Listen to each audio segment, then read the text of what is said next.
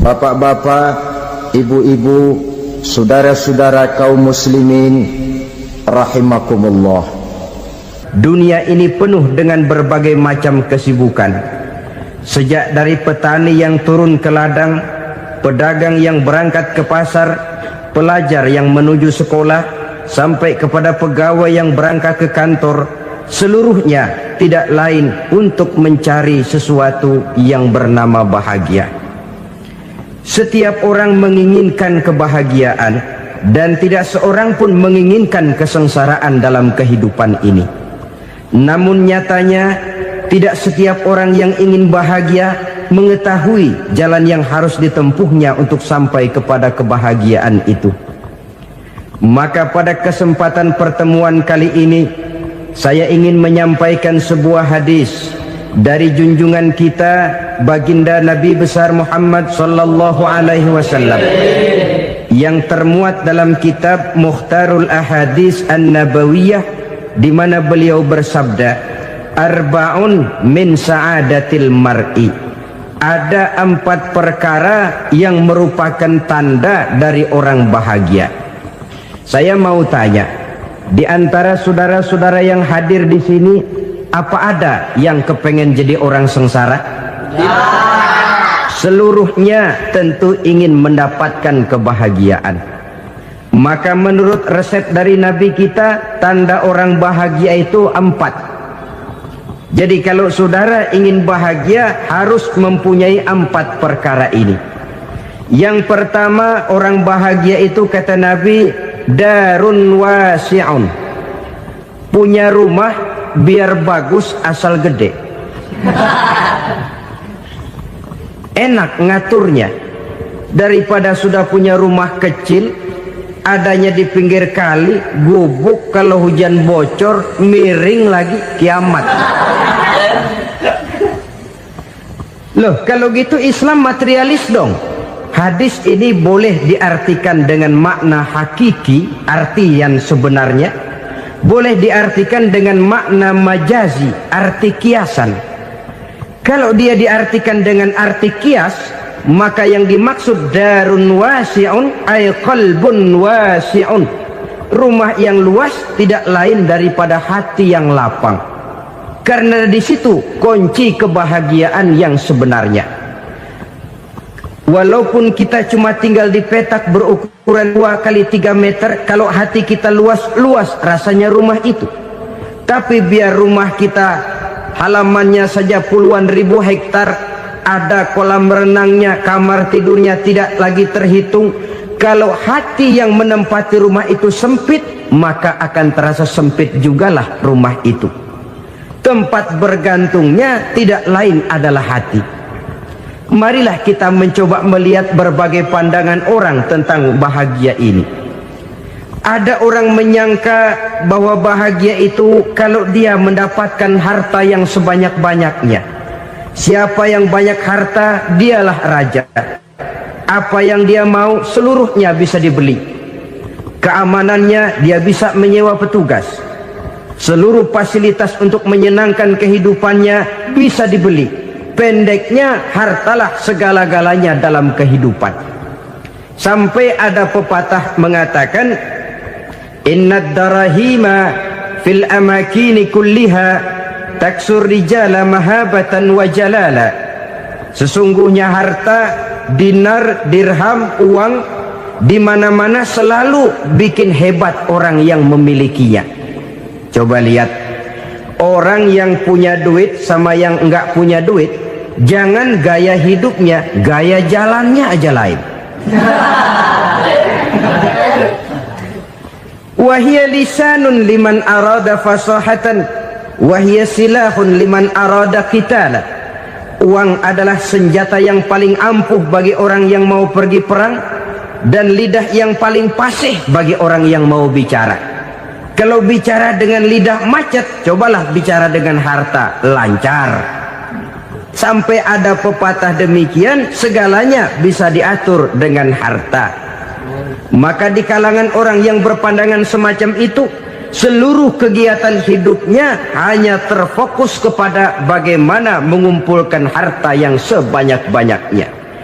tidak peduli halal haram, tidak kenal sore pagi siang dan malam, tidak sempat sujud, jauh dari agama, jauh dari kehidupan yang bersifat ruhaniyah, jauh dari Allah dan sebagainya, sampai dalam Al-Quran dikelompokkan dalam kelompok yang dinamakan lumazah.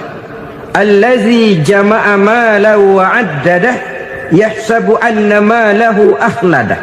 Mereka mengumpul-ngumpulkan harta sebanyak-banyaknya dan menyangka bahwa harta yang banyak itu dapat mengekalkan hidupnya, mengekalkan kekayaannya, mengekalkan kebahagiaannya. Saudara hadirin yang berbahagia, kalau pandangan hidup ini benar, artinya kalau harta memang merupakan satu-satunya hal yang dapat membuat orang bahagia, tentu di rumah mewah tidak akan pernah ada tangis derita. Tentu di satu tempat di mana fasilitas hidup serba menunjang tidak ada yang namanya penderitaan.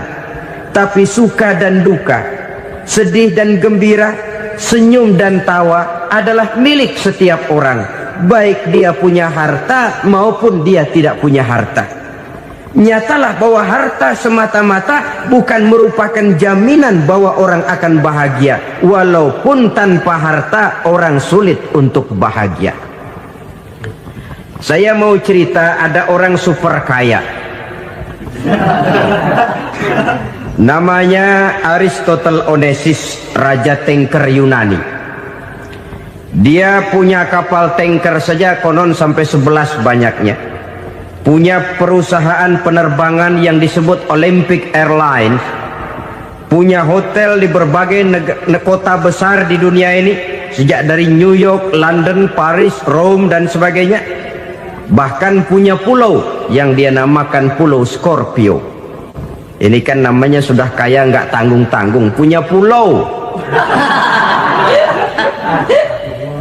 Nah, dia punya 2 orang anak, yang satu laki-laki namanya Alexander, yang satu perempuan namanya Maria Onassis.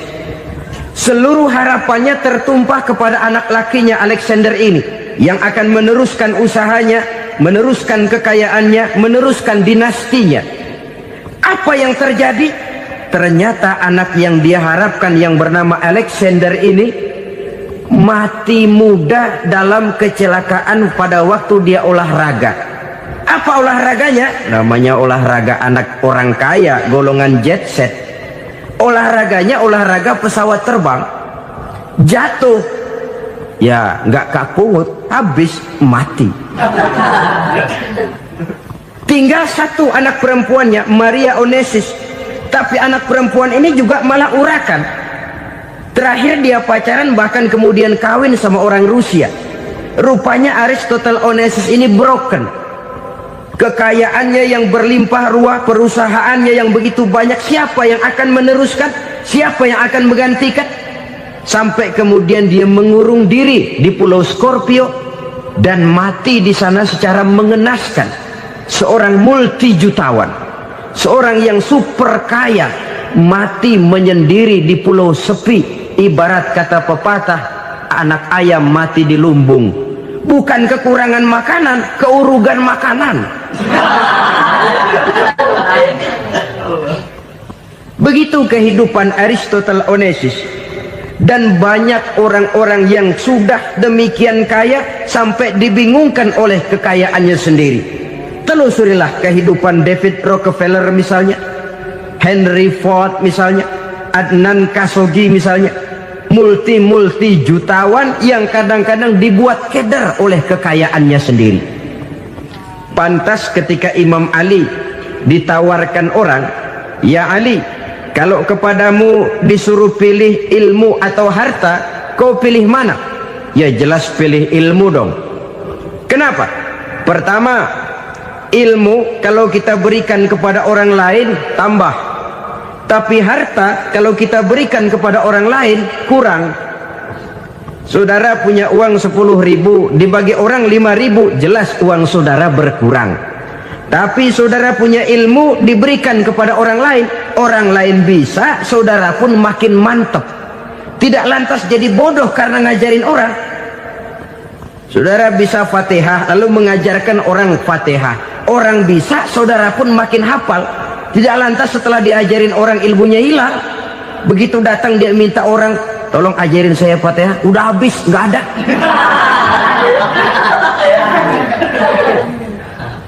Yang kedua kata Imam Ali, ilmu menjaga kita. Kalau harta, kita yang harus jaga. Makin banyak ilmu, makin terpelihara diri seharusnya. Tetapi makin banyak harta, makin bingung kita jaganya. Sampai kadang-kadang kalau perlu seluruh keliling rumah dipasangi alarm. Belum cukup disewakan anjing besar-besar, pasang di depan pintu, awas anjing galak. Masih belum cukup juga, cari centeng tukang-tukang kepruk jaga rumah. Masih terasa belum aman, padahal rumahnya dikelilingi tembok besar.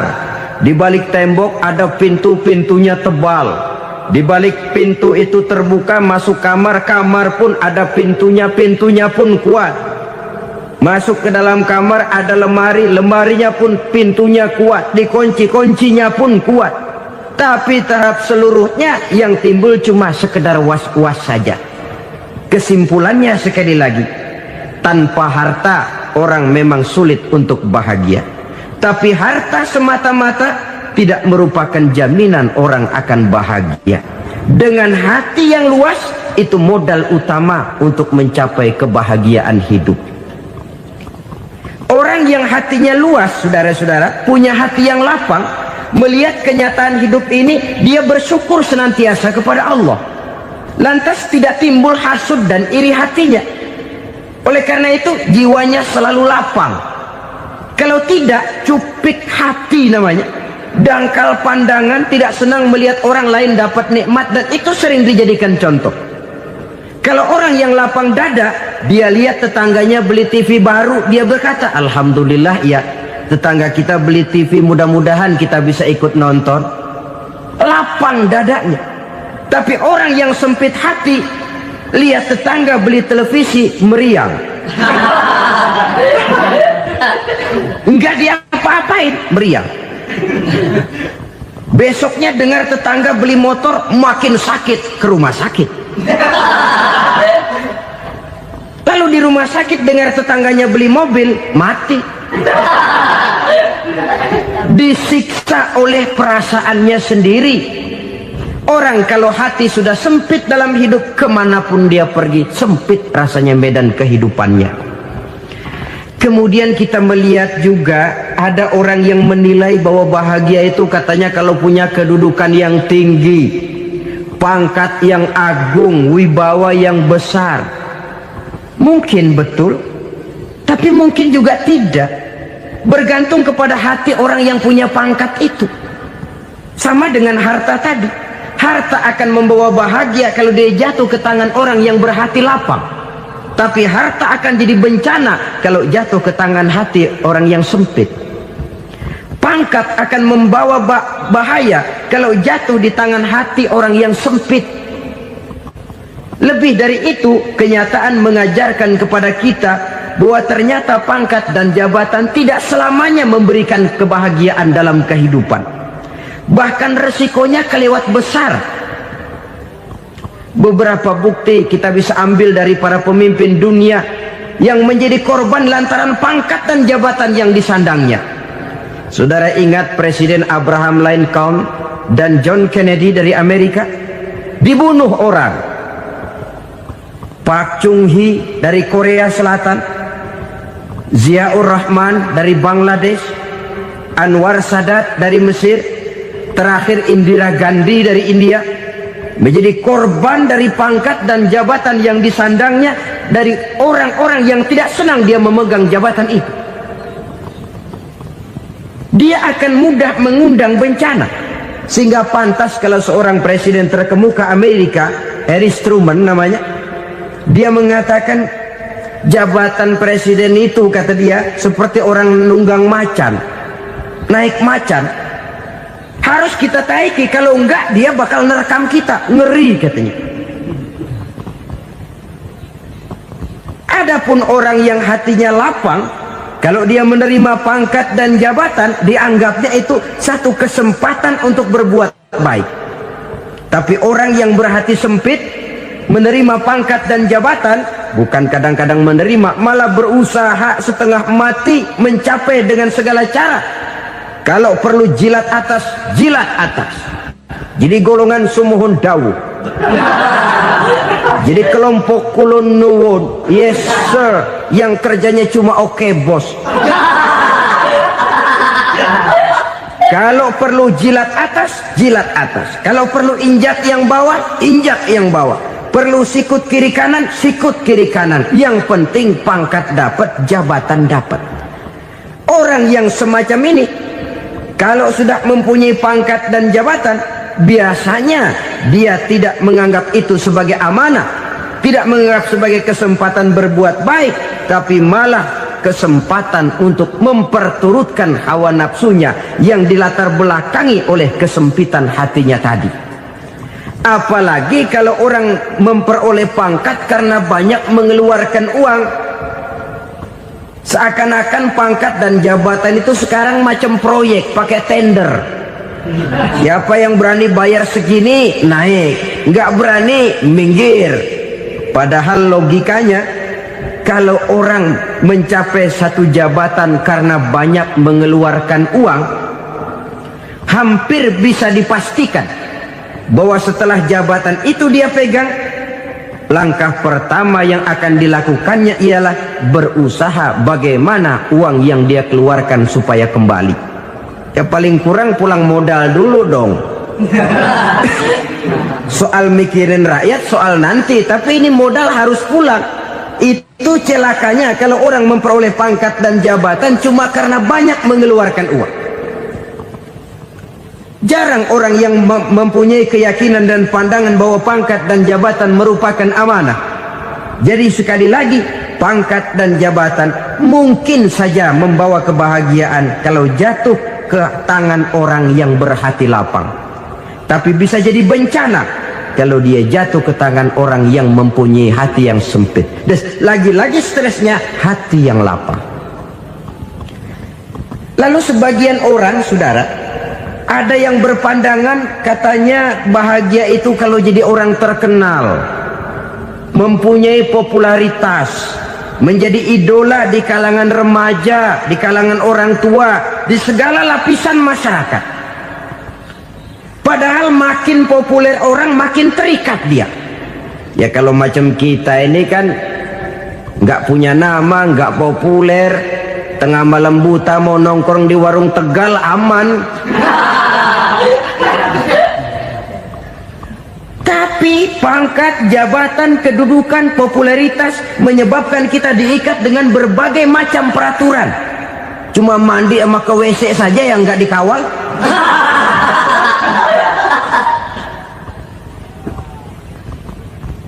Benarkah popularitas, ketenaran membawa kebahagiaan?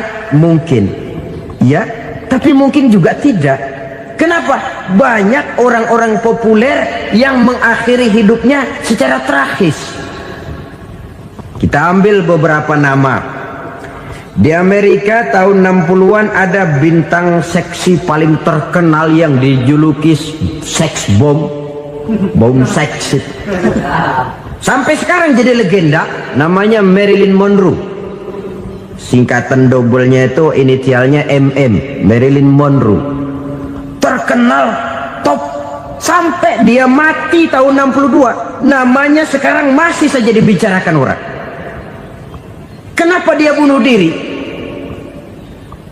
Tidak punya hartakah dia? Banyak. Kurang populerkah dia? Seluruh dunia mengenalnya. Sejak rakyat kecil sampai pejabat tinggi dia punya hubungan. Kenapa? Jenuh. Dia terlahir dalam keadaan yatim.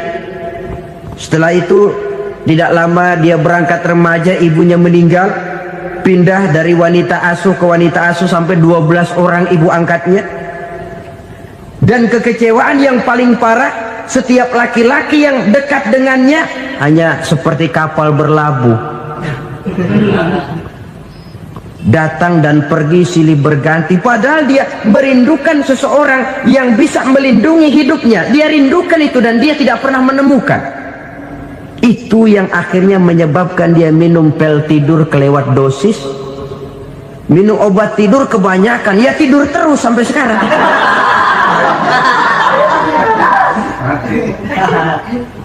Dia mengakui, saya telah memiliki ketenaran, tapi saya tidak pernah hidup dalam ketenaran itu. Saya pandai main sandiwara, tapi saya ingin hidup dalam alam yang real sebagaimana umumnya orang. Itu yang dia rindukan. Menyusul jejak yang namanya Marilyn Monroe ini, Billie Holiday, saudara kenal tentu, di rumah sakit dirawat. Dia juga minum obat overdosis, mati lagi. Jimi Hendrix minum obat tidur overdosis kelewat batas, mati lagi. Lalu yang menghanyutkan diri di danau, Janis Joplin dan Brian Jones. Ini orang-orang populer, orang-orang terkemuka yang mengakhiri hidup secara tragis, bukan karena tidak terkenal, mungkin karena sudah saking terkenalnya. Contoh paling belakangan, Bruce Lee. Wah, ini tukang-tukang keprok tentu kenal siapa dia. Sampai sekarang pun tabir kematiannya masih merupakan misteri. Dan yang masih hidup juga menunjukkan gejala yang aneh. Michael Jackson, rumahnya di Beverly Hills itu dijaga sedemikian rupa, dan dia selalu curiga kepada setiap makanan harus steril, bersih dari segala macam kimia. Kemana dia pergi, itu tukang-tukang keprok sudah selalu menjaga dan mengawal, dan dia seakan takut menunjukkan mukanya yang asli.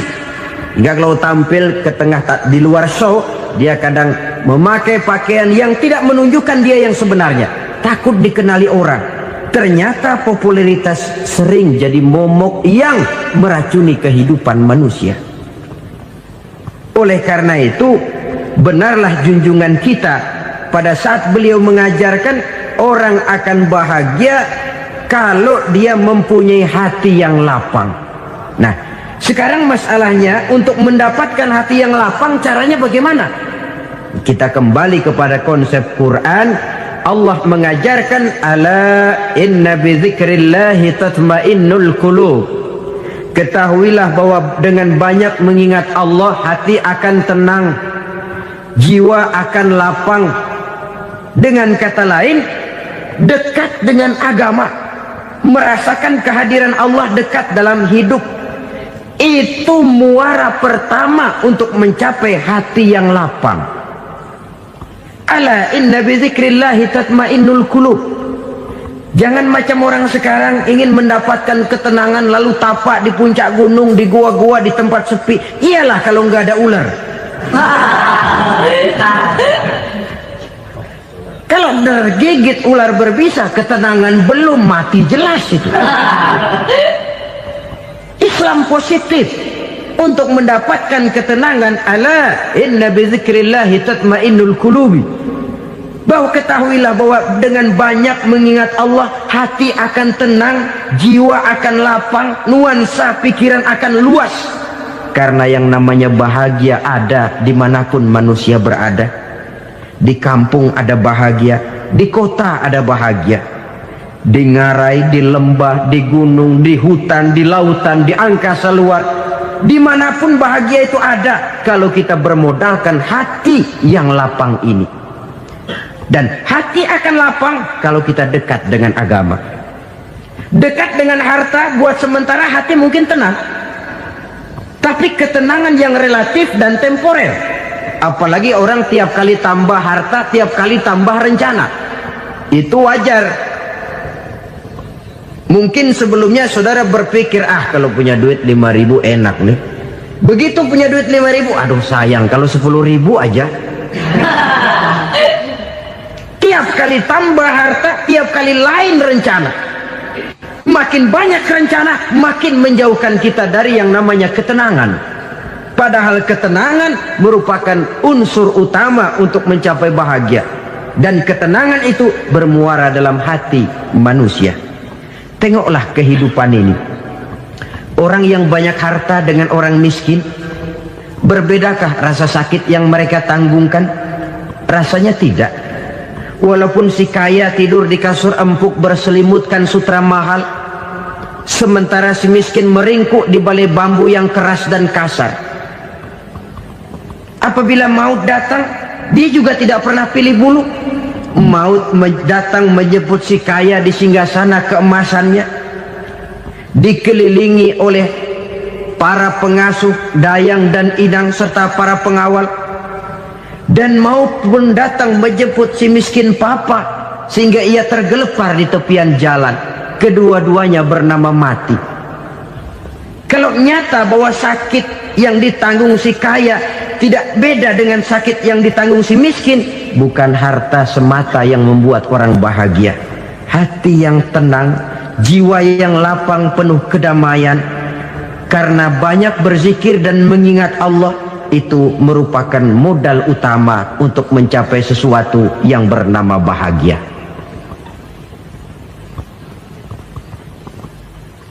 Saudara hadirin yang saya hormati, inilah yang pertama dari 4 ciri yang digambarkan oleh Nabi tentang tanda-tanda orang bahagia.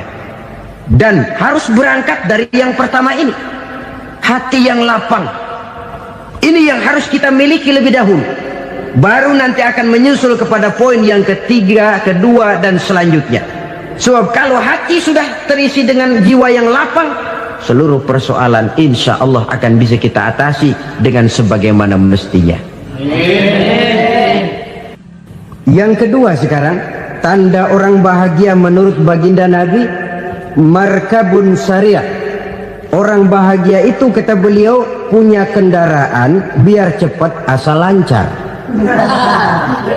Artinya kemana dia mau pergi mudah. Apa maksud hadis ini? Kalau kita kaji lebih dalam, kendaraan itu kan alat transportasi. Transportasi tidak lain adalah usaha memudahkan komunikasi. Pindah dari situ kepada teori bahwa manusia adalah zon political, makhluk bermasyarakat yang tidak bisa memenuhi kebutuhan hidupnya secara sendirian. Kita memerlukan keberadaan orang lain dalam kehidupan ini. Untuk memakai baju saja kita sudah perlukan petani yang tanam kapas, pabrik yang memintal kapas jadi benang, pabrik yang menenun benang jadi kain, sampai kepada mesin jahit, sampai kepada tukang jahit. Itu cuma untuk memakai pakaian saja. Tidak seorang pun di antara kita yang sanggup memenuhi kebutuhan hidupnya secara sendiri. Kita perlu orang lain. Maka kebebasan dalam arti mutlak, kebebasan tanpa batas, itu tidak mungkin ada dalam kehidupan. Karena kita mengadakan yang disebut interaksi sosial. Setiap kegiatan kita tentu melibatkan orang lain. Menurut kita barangkali kita bebas jalan di jalan raya semaunya, tapi orang lain berkendaraan pun merasa bahwa ini ada juga jalan haknya, dan begitu selanjutnya. Oleh karena itu, maksud dari kendaraan yang cepat ini adalah khulata'uhu ma'as solihin. Lingkungan pergaulannya terdiri dari orang-orang soleh. Pergaulannya luas. Kemana dia pergi ada temannya. Kesulitannya ada tempat dia cerita. Dan kesulitan kalau sudah diceritakan kepada orang lain, taruh kata orang itu tidak bisa menolong, namun menceritakannya kepada orang yang kita percayai, kan paling kurang sudah mengurangi beban jiwa, mengurangi tanggungan batin, merasa masih ada tempat kita cerita. Maka lebih baik orang awam yang mau bergaul ketimbang orang setengah alim tapi ngunci pintu. Sebab nantinya akan timbul sikap picik, cupik pandangan, dan tidak luas menghadapi kenyataan dalam kehidupan ini. Namun yang harus kita garis bawahi, pergaulan memang mesti luas. Namun jangan sekali-kali lupa bahwa pergaulan sangat besar pengaruhnya dalam ikut membentuk kepribadian manusia. Sehari-hari bisa kita bilang, Kalau kita dekat sama tukang minyak wangi, sekalipun nggak dibagi minyaknya, baunya tentu dapat. Betul? Tapi dekat sama tukang elas, walaupun nggak kena apinya, asapnya mesti kena. Kalau Syauqi mengatakan lebih jelas lagi, man asyaral asrafa asa musyarrafan wa muasyiral anzali ghairu musyarrafin. Awalam taral jildal hakira muqabbalan bisagri lamma sara jildal mushaf. Siapa yang bergaul dengan orang mulia, dia bakal ikut menjadi mulia. Tapi siapa yang berteman dengan orang hina, dia tidak bakal ikut menjadi mulia. Tidakkah kau lihat, kata Syauqi, kulit kambing yang hina pun dicium orang ketika menjadi kantong Quran. Kulit kambing hina, kalau dia sendirian gak ada yang mau cium. Tapi begitu dia bergaul dengan Quran, menjadi kantong Quran, dipakein minyak wangi, ditaruh di tempat yang tinggi, mau diambil dicium dulu, dibawa dengan penuh hormat dan hati-hati. Kulit kambing yang hina lantaran berteman dengan Quran, numpang mujur. Tapi coba lihat kalau kulit kambing berteman dengan kayu, jadi beduk, habis. Zohor dikemplang, asar dipukul. Itu kan sedikit saja, cuma salah milih teman. Yang temennya Quran dihormati orang, yang temennya kayu lantaran jadi beduk, gelap-gelap subuh orang udah kemplangin.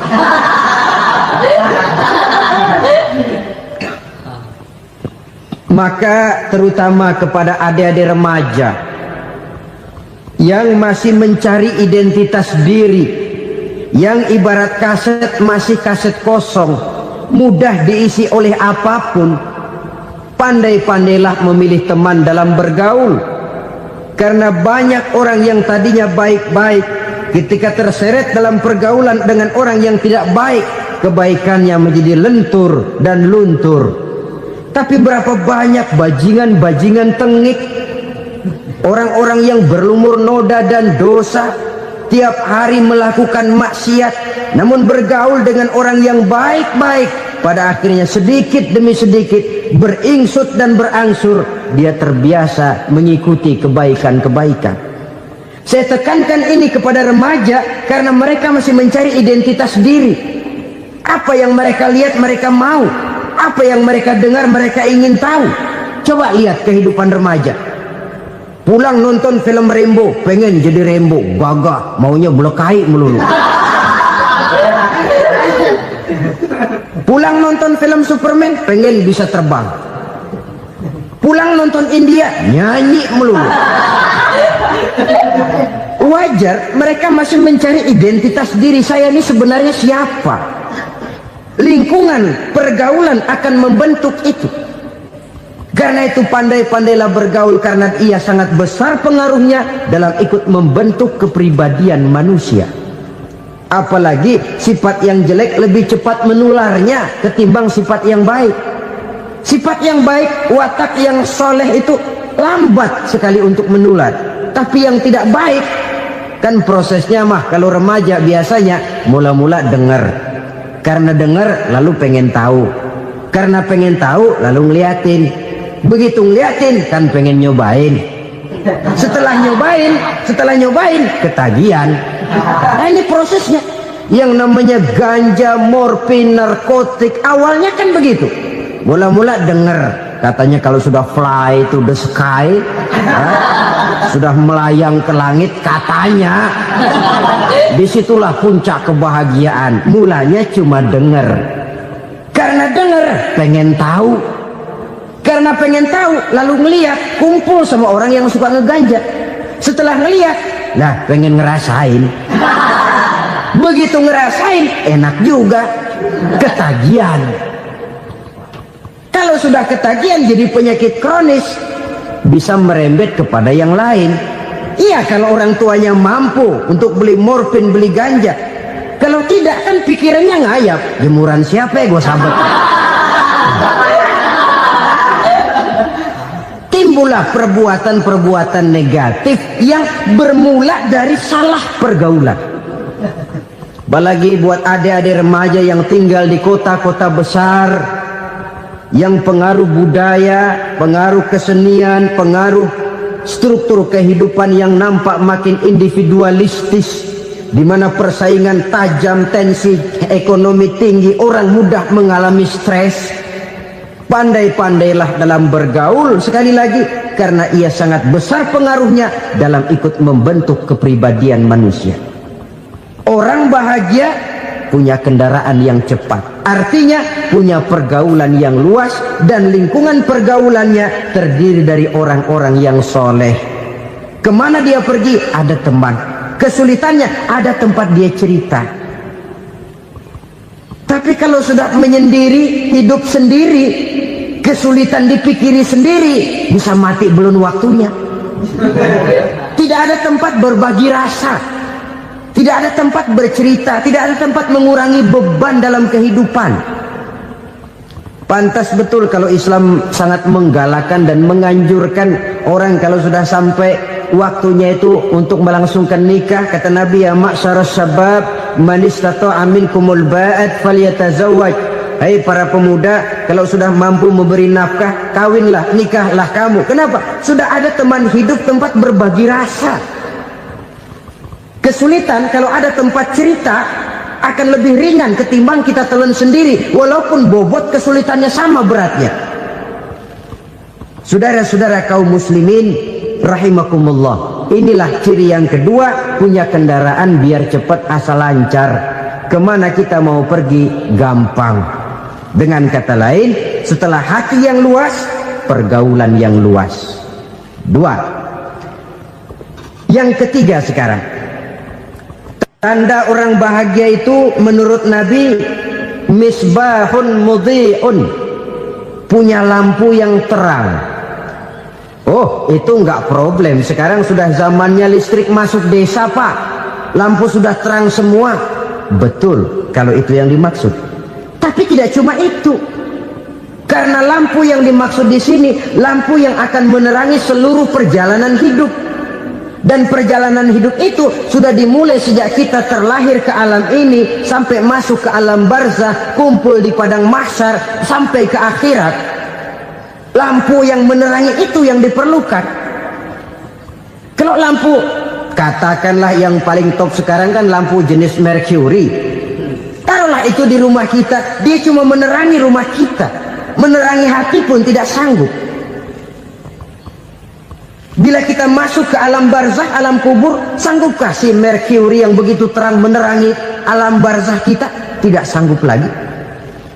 Sanggupkah lampu yang ratusan watt, bahkan puluhan ribu watt menerangi kehidupan di padang mahsyar? Tidak akan sanggup lagi.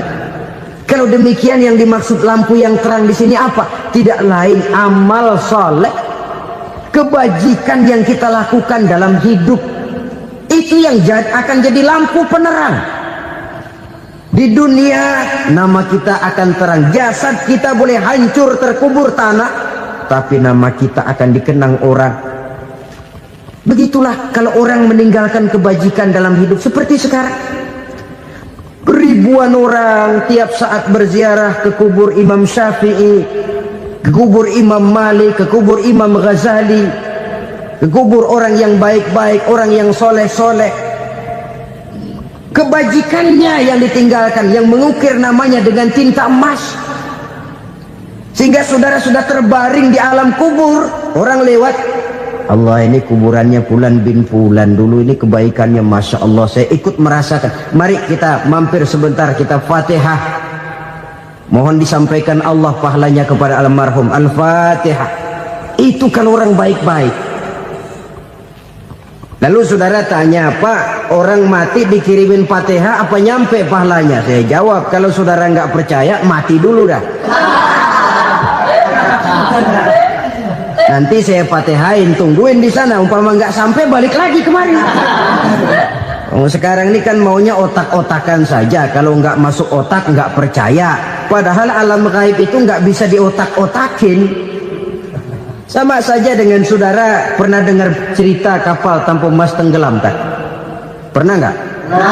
Di mana? Di Laut Masalembo. Begitu ke Tampu Mas tenggelam, ratusan penumpang itu terjun ke laut, dipermainkan gelombang, berjuang menghadapi maut itu. Orang lagi timbul tenggelam di lautan, dihantam ombak, kita tengokin pakai helikopter. Pak, lagi timbul tenggelam ya? Iya, tolongin. Jangan khawatir Pak, nih saya kirim intan Pak, harganya 10 juta. Kira-kira orang yang timbul tenggelam di laut seneng nggak? Tidak. Kan mahal toh intan 10 juta. Kenapa dia nggak senang? Karena intan 10 juta dalam kondisi seperti itu tidak sanggup menyelamatkan dia. Dia akan girang kalau dikirimin ban mobil bekas, dikirimin papan terentang atau bambu. Intan yang 10 juta dia nggak girang, ban mobil bekas yang 1000 perak tuh pegang, itu yang dia girang betul.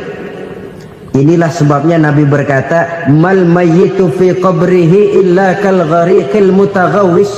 Orang yang meninggal di alam kuburnya seperti orang timbul tenggelam di lautan. Yantaziru da'watan min ahli, menunggu doa dari keluarganya yang masih hidup. Duh, bapak saya sudah meninggal, saya sayang bener sama dia. Kirimin kulkas ke kuburannya Itu sama saja dengan tadi orang tenggelam di lautan dikirimi intan yang harganya 10 juta, ndak sampai. Begitulah kalau kebajikan yang kita tinggalkan dalam hidup, sudah mati pun kubur kita masih diziarahi orang. Tapi kalau jahat yang kita tinggalkan, boro-boro lah orang mau doa lewat dekat kuburan kita juga seram. Tuh bajingan dulu mati dipendem di situ tuh. Jangan lewat situ, ntar kesurupan, jangan. Lewat saja orang ngeri. Konon lagi membacakan Fatihah dan mengirimkan doa. Hidup pada hakikatnya adalah kesempatan untuk berbuat baik. Maka sekali kesempatan itu diberikan, manfaatkan dengan sebaiknya. Sebab kesempatan kedua tidak akan pernah ada. Kesempatan berbuat baik di sini, di akhirat sudah pembalasan namanya. Sekali kesempatan itu dicabut, dia tidak akan pernah dikembalikan lagi. Kata Iqbal, hidup tidak mundur ke belakang, Bung. Berhenti diinjak orang, mundur hancur. Tidak ada kata mundur dalam hidup ini.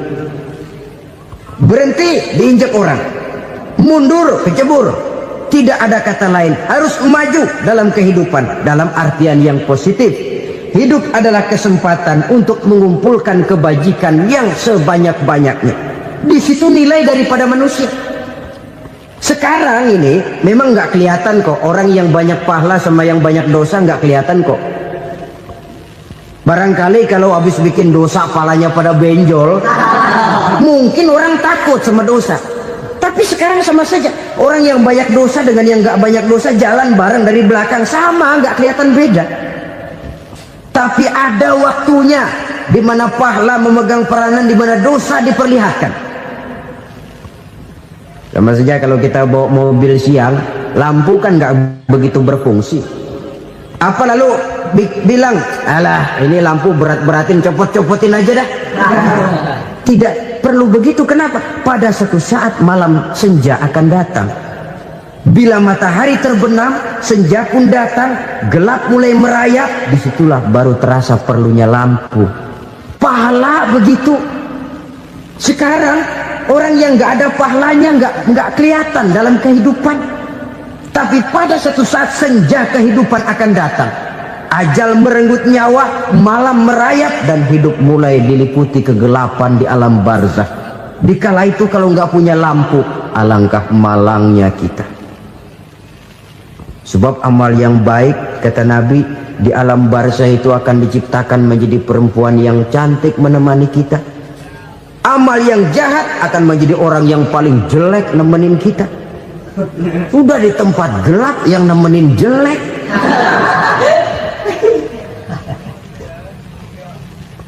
Kaum muslimin rahimakumullah. Kalau demikian masalahnya, tergantunglah kita pandai memanfaatkan waktu. Al-waktu kasayf, waktu itu cepat sekali. Yang namanya waktu itu tahu-tahu.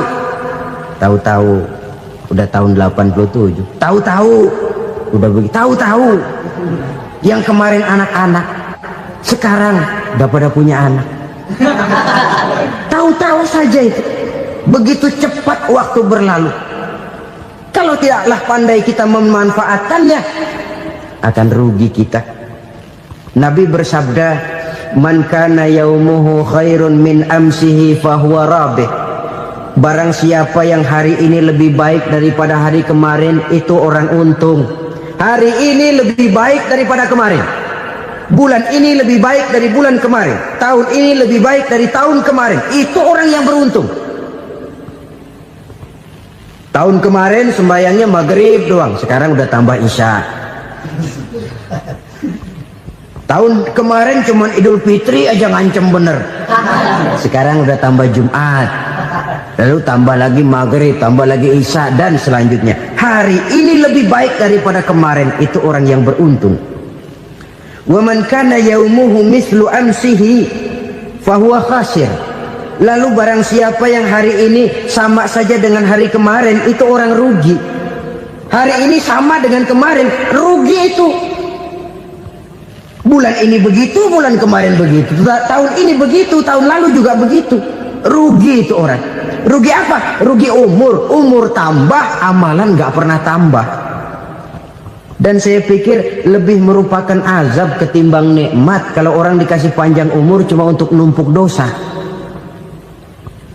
Mending mana? Panjang umur banyak dosa sama pendek umur dikit dosa? Mending mana? Mending mana? Ya, paling mending tentu panjang umur banyak pahala. Tapi kalau tidak, sekali lagi, lebih merupakan azab ketimbang nikmat kalau orang diberikan panjang umur tapi cuma untuk sekedar menumpuk dosa. Kehilangan kesadaran bahwa dunia bukan terminal akhir dari satu perjalanan. Dia cuma halte di mana kita berhenti sebentar untuk menuju kepada terminal yang hakiki. Saudara-saudara kaum muslimin rahimakumullah, inilah lampu yang akan menerangi kehidupan, amal yang kita lakukan di dalam kehidupan. Jadi yang dimaksud dengan lampu yang terang, kebajikan yang kita kerjakan dalam hidup. Nah, setiap orang di awal tadi saya bilang ingin bahagia. Bahagia itu kan hakikatnya kumpulan senang dan selamat. Senang, selamat. Apa bedanya? Senang tapi tidak selamat, nggak bahagia. Selamat tapi nggak senang, nggak bahagia orang. Contoh, kalau orang korupsi, duitnya banyak, senang dia, tapi keselamatannya. Ada tentara baris di samping rumahnya udah bingung, padahal tentara latihan. Tentara cuma latihan, dia bingung. Senang, tapi karena keselamatannya tidak terjamin, dia tidak bahagia. Sebaliknya pegawai negeri jujur benar, cuma segaji-gajinya, selamat nggak korupsi tapi melarat, ya nggak bahagia juga, kurang senang. Kesenangan dan keselamatan untuk dunia saja, ya sekali lagi, kalau cuma sekedar untuk dunia saja, bisa dibeli pakai uang, bisa dibeli pakai uang. Saudara ingin selamat, bisa dibeli pakai uang. Saudara ingin senang, bisa dibeli dengan uang. Tapi setelah mati, masuk ke alam barzah, habis kekuasaan uang. Nggak bisa lagi beli keselamatan pakai uang. Tidak mungkin lagi membeli kesenangan dengan uang. Di situ pahala yang megang peranan.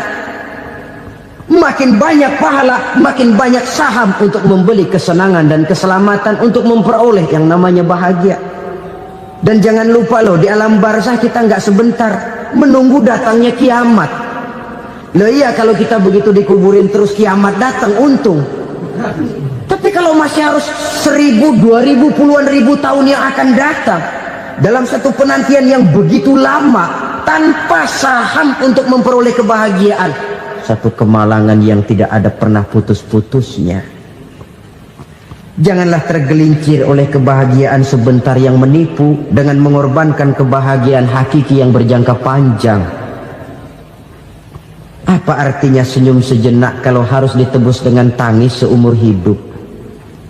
Biarlah kita minum jamu, pahit memang, getir memang, tapi kan besok badan sehat.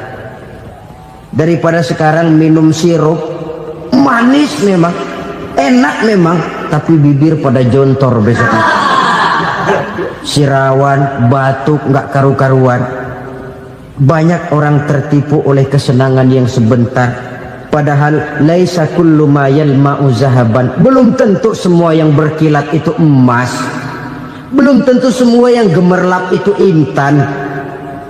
Karena itu marilah manfaatkan kesempatan yang diberikan Allah ini untuk mengumpulkan kebajikan yang sebanyak-banyaknya. Yang terakhir sekarang, yang keempat, tanda orang bahagia kata Nabi. Zaujatun salihah. Orang bahagia itu tanda yang keempat kata Nabi, punya istri biar cakep asal taat. Sudah surga itu sudah. Cakep taat. Istri kayak gitu, kalau belum mati jangan dikuburin dulu.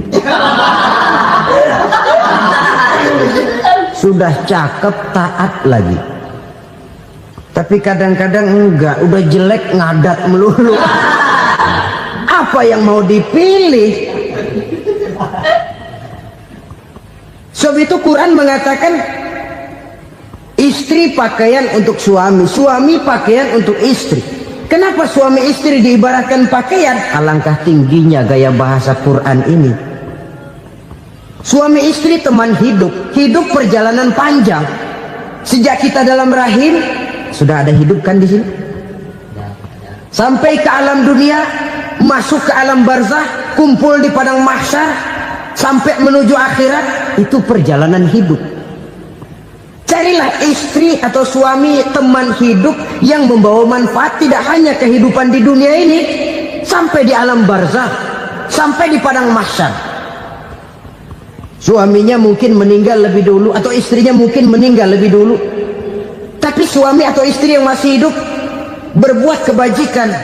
Suami saya meninggal, ada hartanya, saya sedekahkan, niat pahala untuk almarhum suami saya. Ini teman hidup, tidak dibatasi dan tidak bisa dipisahkan oleh maut sekalipun. Zohirnya mungkin pisah, badannya mungkin pisah, tapi hatinya, jiwanya, kebersamaannya dalam menghadapi kehidupan. Karena itu saudara-saudara, bahasa Quran indah. Suami istri diibaratkan seperti pakaian. Apa fungsi pakaian? Pertama, pakaian jadi kebanggaan. Artinya suami harus menjadi kebanggaan istri, istri harus jadi kebanggaan suami. Yang kedua, pakaian itu kan fungsinya menutup aurat. Artinya sesama suami istri harus saling menjaga kekurangan masing-masing. Jangan malah sesama suami istri saling membongkar rahasia dan aibnya sendiri-sendiri. Istrinya diceritain jeleknya di mana-mana, atau suaminya dibongkar rahasianya di pasar umum. Itu sudah tidak lagi berfungsi sebagai pakaian. Kenapa semua ini diperlukan? Karena kita menyadari bangsa yang baik terdiri dari masyarakat yang baik. Masyarakat yang baik merupakan susunan dari warga yang baik. Warga yang baik adalah terdiri dari rumah tangga yang baik. Dan rumah tangga yang baik merupakan susunan dari pribadi yang baik. Dari situ langkah dimulai. Membangun satu bangsa yang baik diawali dengan membangun rumah tangga yang baik, dengan menciptakan pribadi-pribadi yang baik. Sehingga dari sini diharapkan berkembanglah nilai-nilai kebaikan. Orang akan bahagia mempunyai istri yang soleh. Kenapa? Tidak ada seorang suami bisa sukses jadi apapun dia, apapun profesinya. Dokterkah, kiaikah, mubalikah, petanikah, pengusahakah, pejabat tinggikah, tidak ada seorang suami yang bisa sukses tanpa peran serta istrinya. Walaupun memang peranan itu tidak begitu kelihatan, tapi sangat menentukan. Karena itu, saudara hadirin yang saya hormati, Islam sangat menghargai kaum wanita, memberikan kedudukan yang tinggi sepanjang tidak mematikan kodrat kewanitaannya. Nah, kalau sudah kesuksesan ini diawali dari rumah tangga, karier di masyarakat mudah untuk dikejar. Tapi keberantakan di rumah tangga merupakan kegagalan pertama di tempat lain. Nah, inilah saja yang dapat Al-Fakir sampaikan pada pertemuan kali ini. selalu berusaha menyimpan sesuatu yang bisa membawa manfaat, baik untuk dirinya, untuk anak cucunya, maupun untuk keluarganya, untuk masa kini dan masa depannya. Kadang simpanan itu berbentuk uang, kadang berupa tanah, lain saat berbentuk pabrik, dan lain sebagainya. Sementara masa depan yang paling pasti adalah akhirat. Jika untuk masa depan dunia kita rela memeras keringat, membanting tulang, pergi pagi dan pulang petang, menyimpan uang, menyimpan tanah, menyimpan pabrik, pernahkah kita merenung jika satu demikian yang bisa disampaikan. Semoga Allah mengampuni dosa-dosa kita dan memudahkan kita semua untuk mengamalkan ilmu ini, karena sebaik-baiknya ilmu adalah ilmu yang melahirkan amal. Demikian, kurang lebihnya minta maaf. Wassalamualaikum warahmatullahi wabarakatuh.